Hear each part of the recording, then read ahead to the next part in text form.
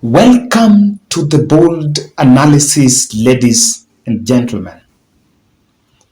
William Ruto, after successfully using UDA party to ascend to the highest office in the land, has abandoned the UDA party. And according to the sources, is that the party is in wreckage, total turmoil. This is according to sources. The staff are demotivated.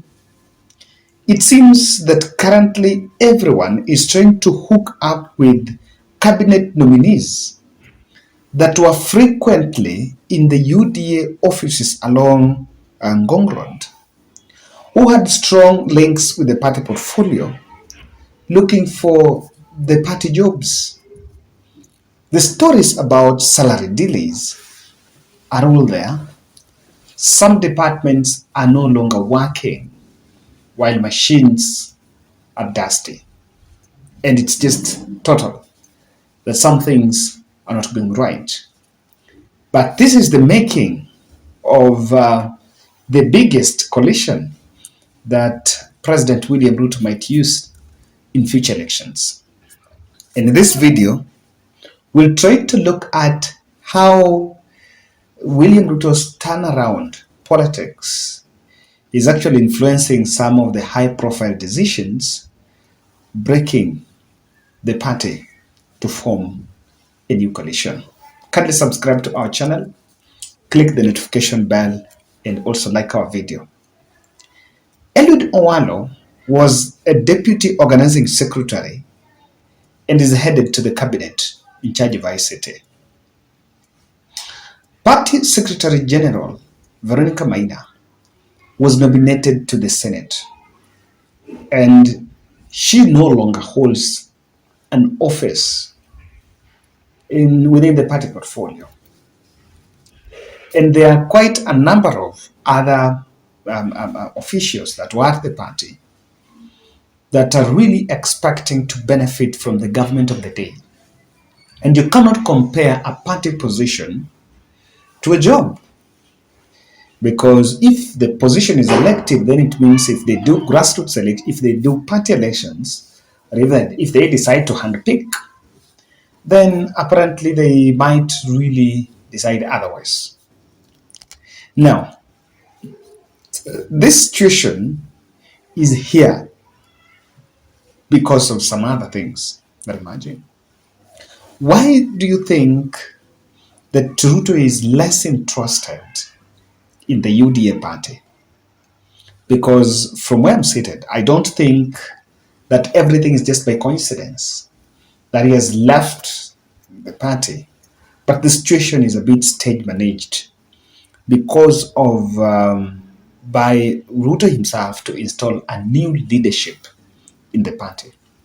Do you know that the deputy president is not the deputy party leader of UDA, even though the party leader is President William Samoei Ruto?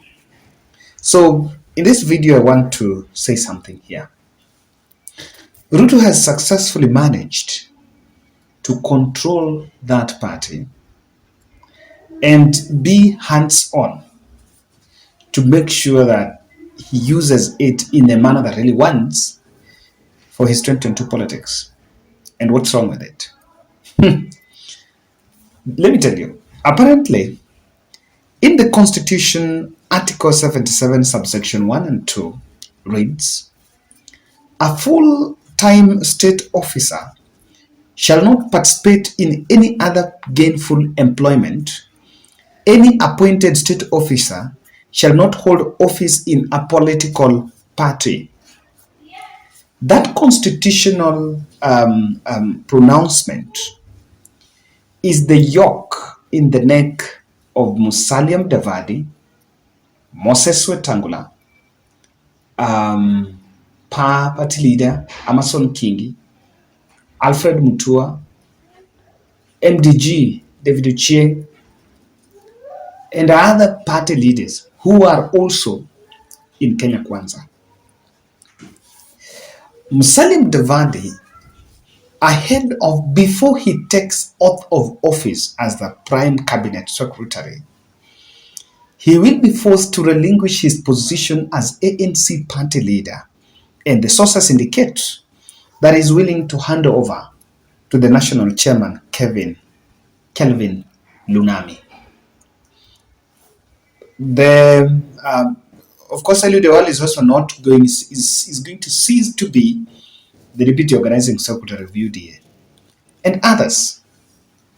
Alfred Mutua will have to drop his position as the party leader of Maendeleo Chap Chap before he is sworn in as a cabinet member officially in charge of in terms of foreign affairs.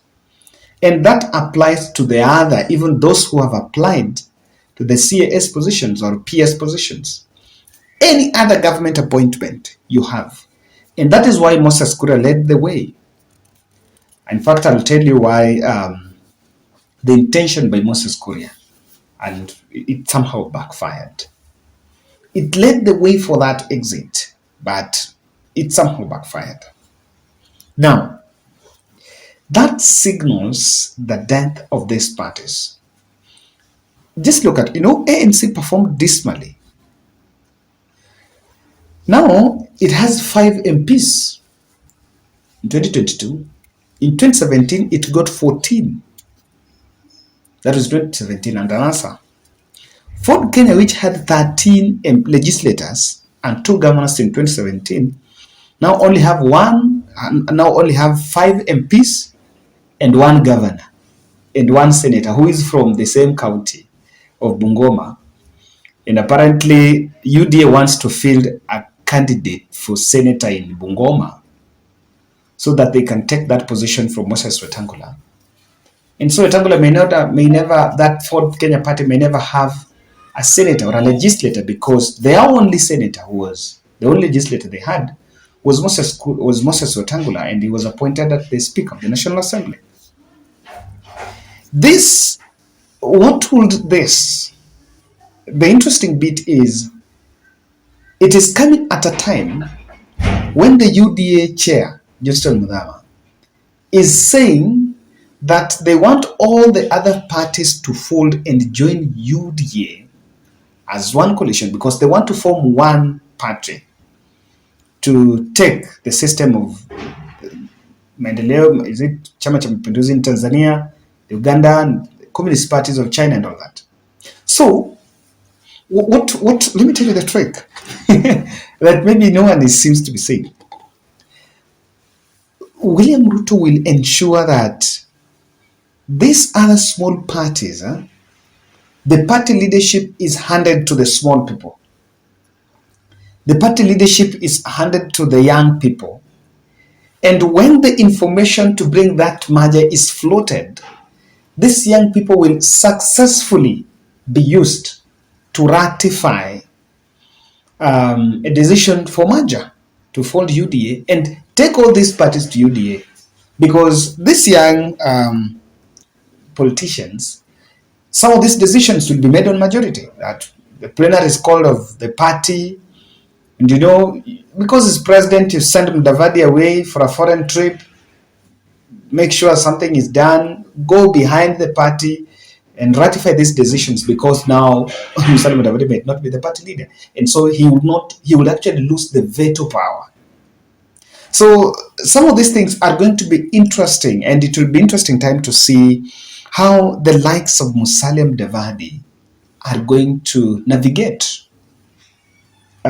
these schemes by William Ruto.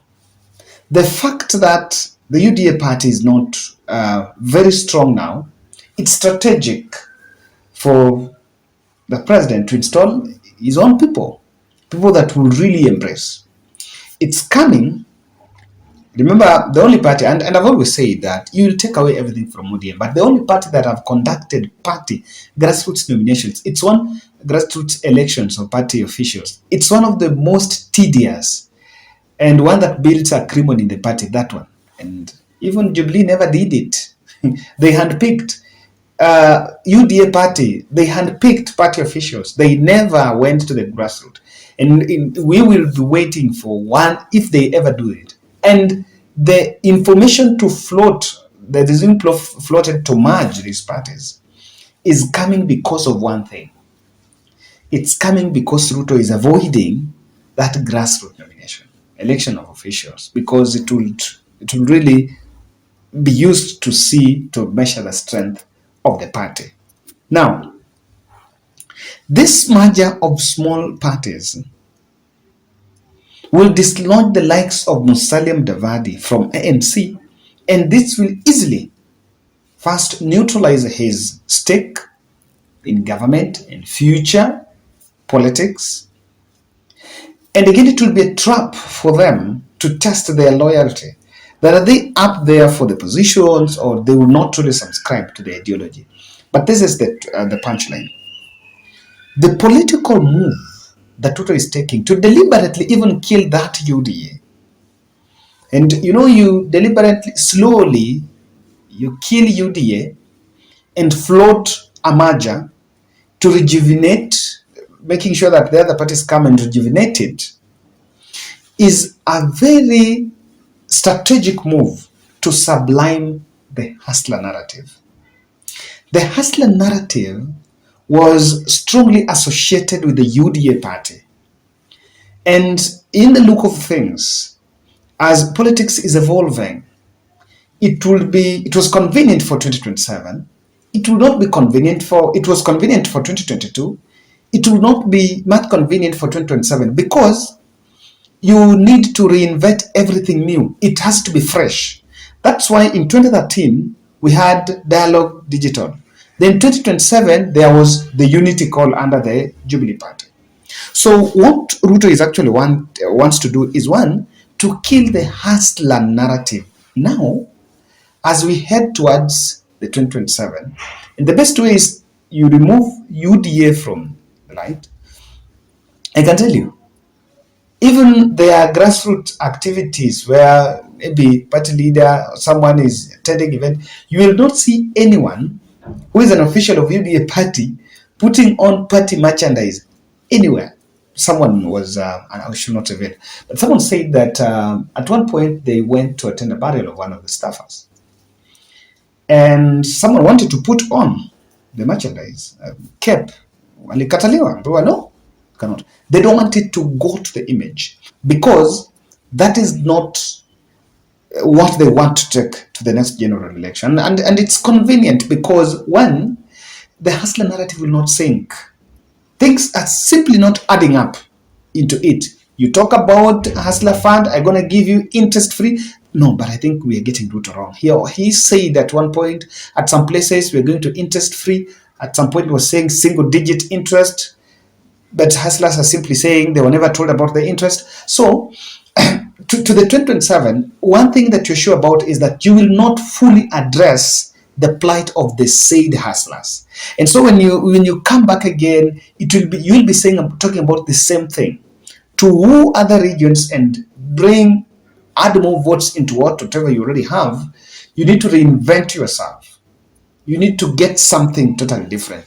Look at Raila 2013. Look at Raila 2017. It was one of the biggest political campaigns on economic recovery and all that. Look at 2027. You must reinvent yourself. So that is what is in the offing for the president. Now, lastly, William Ruto will want to shape a contest between Kenya Kwanza and Azimio. Let me tell you why. And I want to say this. I've seen Kalonzo Musyoka making inroads in Nyanza. It's in order. I'm one person that believes that Raila supporters owe him support.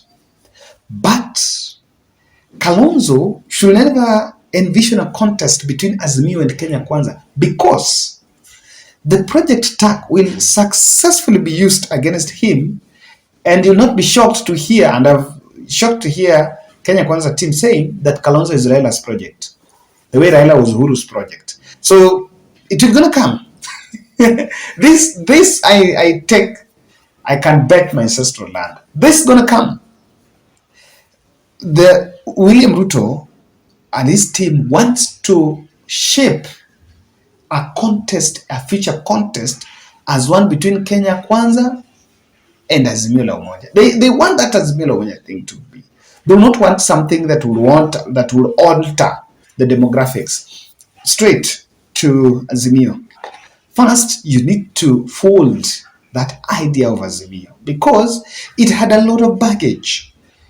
And again, you need to inject more energy, bring young people in the fold, and let it be something else. You cannot. We had NASA called in 2013, we had NASA in 2017. There is no denial that 2027, it must be something different.